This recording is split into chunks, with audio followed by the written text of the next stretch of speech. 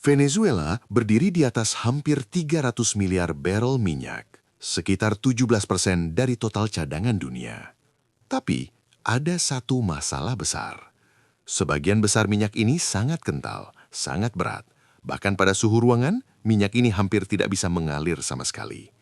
Teksturnya lebih mirip selai kacang daripada bahan bakar cair. Pipa biasa tidak mampu mengalirkannya. Kilang pun kesulitan mengolahnya. Tanpa bantuan teknologi, minyak ini hampir tidak bernilai. Karena itulah, para insinyur menciptakan sesuatu yang luar biasa. Sebuah sungai baja raksasa, membentang ribuan kilometer, menembus hutan, dataran, hingga pegunungan. Ini adalah kisah bagaimana manusia memaksa minyak paling sulit di dunia untuk tetap mengalir.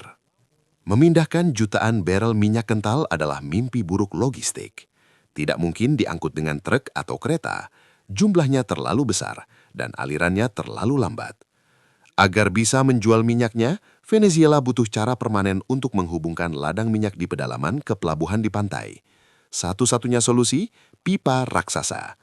Pipa ini bekerja tanpa henti, 24 jam sehari, 7 hari seminggu. Tapi membangun pipa untuk minyak seberat ini bukan seperti membuat saluran air biasa. Ini membutuhkan rekayasa tingkat tinggi dalam skala yang jarang terlihat manusia. Memompa minyak kental ini adalah pertarungan melawan hukum fisika. Minyaknya berat, mengandung pasir dan zat kimia yang bisa mengikis logam dengan cepat.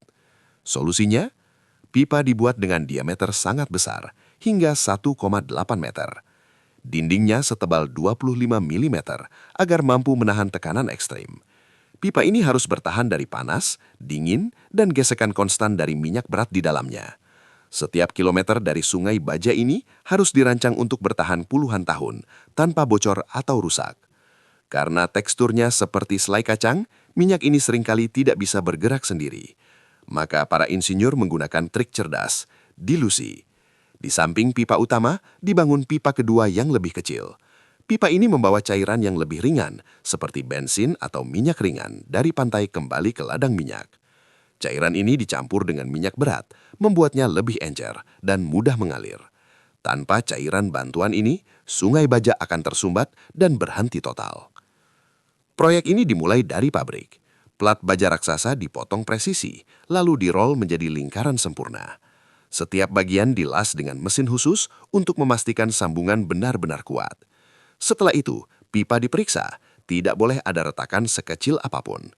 Setiap segmen panjangnya sekitar 12-18 meter. Ribuan potongan berat ini kemudian diangkut menuju lokasi konstruksi. Dibutuhkan sangat banyak pipa untuk menghubungkan ladang minyak ke laut. Sebelum pipa ditanam, jalur selebar 40 meter harus dibuka. Hutan dibersihkan, dataran diratakan. Jalan sementara dibangun agar alat berat bisa masuk. Di pegunungan, pekerja bahkan harus meledakkan batu keras dengan bahan peledak. Setelah itu, dibuat parit dalam. Bagian dasar dilapisi pasir halus sebagai bantalan agar pipa tidak rusak oleh batu cajam. Pemasangan pipa adalah seperti tarian raksasa yang terkoordinasi. Traktor besar dengan crane disebut side booms mengangkat pipa ke posisinya. Hingga 80 tukang las bekerja sama menyambungkan setiap bagian. Dalam sehari, mereka bisa menyelesaikan sekitar 150 sambungan. Setiap sambungan diperiksa dengan sensor canggih untuk memastikan tidak ada kebocoran. Lalu dilapisi plastik anti karat khusus. Baru setelah itu, pipa diturunkan perlahan ke dalam tanah agar tetap lurus sempurna. Setelah pipa berada di dalam tanah, parit harus ditutup kembali. Lapisan pertama adalah tanah halus untuk melindungi pipa. Kemudian tanah asli ditimbun kembali.